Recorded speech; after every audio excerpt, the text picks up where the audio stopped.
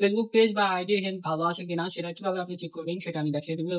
এবং কয়েকটা step follow করার পরে আপনি এটার জন্য আপনি একদম নিশ্চিন্ত থাকতে পারবেন যে আপনার আইডির হেলথ কি ভালো আছে কি নেই। যদি ভালো না থাকে তাহলে সেটা কিভাবে ঠিক করা যায় সেটারও একটা নতুন ভিডিও আইডি, সেটার মধ্যে আমি দেখিয়ে দিব। তো আসুন দেখি কিভাবে আপনি আপনার ফেসবুক পেজ বা আপনার আইডির হেলথটাকে আপনি চেক করতে পারেন নিচে নিজে।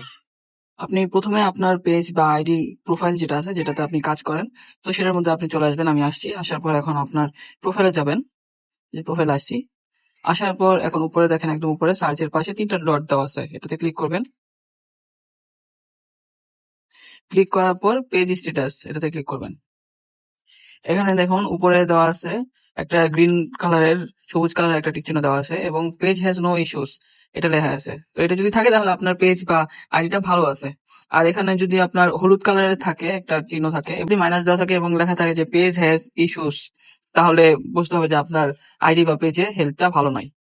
আর এই যে এখানে দেখেন আরেকটা রেকমেন্ডেশন, এটা হচ্ছে গিয়ে আপনার পেজ বা আইডিকে ফেসবুক নিজে নিজেই প্রমোট করবে, মানুষের সামনে শো করবে, দেখাবে যে আপনি কি এই ধরনের কন্টেন্ট কি পছন্দ করেন কিনা।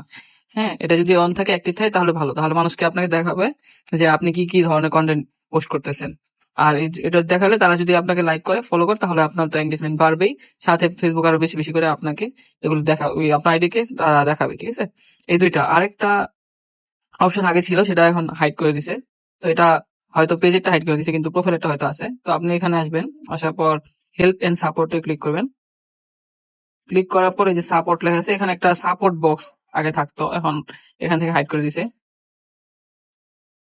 তো সাপোর্ট ইনবক্স, ওই সাপোর্ট ইনবক্স এর মধ্যে ঢুকে আপনি দেখতে পারবেন যে আপনার কোন ধরনের ভায়োলেশন আছে কিনা। দেখি এখানে আছে কিনা।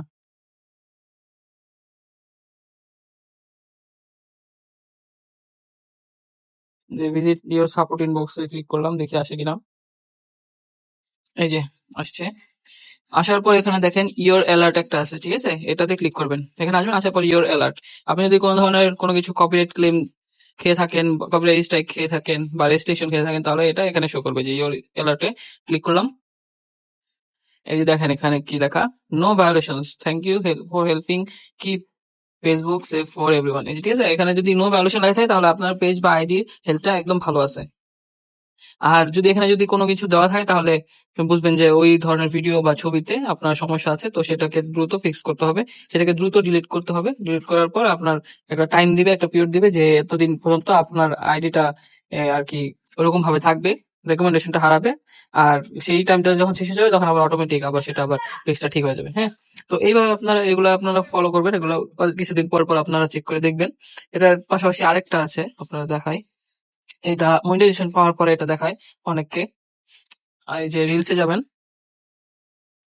রিলসে যাওয়ার পরে যে দেখেন উপরে একটু নিচে লেখা আছে লাইক, শেয়ারড, এবং এই যে পাশে নিডস রিভিউ, এটাতে ক্লিক করবেন।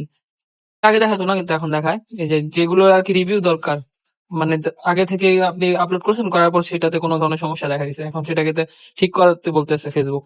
তাহলে আপনার এখানে আসলে এখানে সেই ভিডিওটা দেখবেন, দেখার পর সেটার যদি মিউজিকের সমস্যা থাকে তাহলে সেই মিউজিকটা আপনি চেঞ্জ করে দিতে পারেন, অথবা যদি সেটার ভিডিওটা যদি আপনি কপি করে থাকেন তাহলে সেটাও বলতে পারে যে এটা কিন্তু কপি করা আছে, এটা কিন্তু পাবলিশ করা যাবে না, বা কিছু কিছু কান্ট্রিতে কিন্তু এটা পাবলিশ হবে না, এটা বলে দিবে। ঠিক আছে, আর যদি এখানে যদি কোনো কিছুই না থাকে তাহলে ফাইন, আপনার এই ভিডিওটা, আপনার পেজটা ভালো আছে, আপনার পেজ বা আইডিটা ভালো আছে এখানে। তো আশা করি এগুলো আপনারা কিছুদিন পর চেক করেন। চেক করার পর আপনারা আপনাদের আইডির হেলথ সম্পর্কে, আপনার পেজ সম্পর্কে করার পর আপনারা আপনার পেজ এবং আইডির হেলথ সম্পর্কে আপনারা ভালো মতো জানতে পারবেন, এবং সেটা ঠিক মতো চলতেছে কিনা, আপনি কি ঠিক মতো কাজ করতেছেন কিনা, এটা আপনি নিজে নিজে বুঝতে পারবেন, কারো ইনবক্সে যাওয়ার দরকার নেই।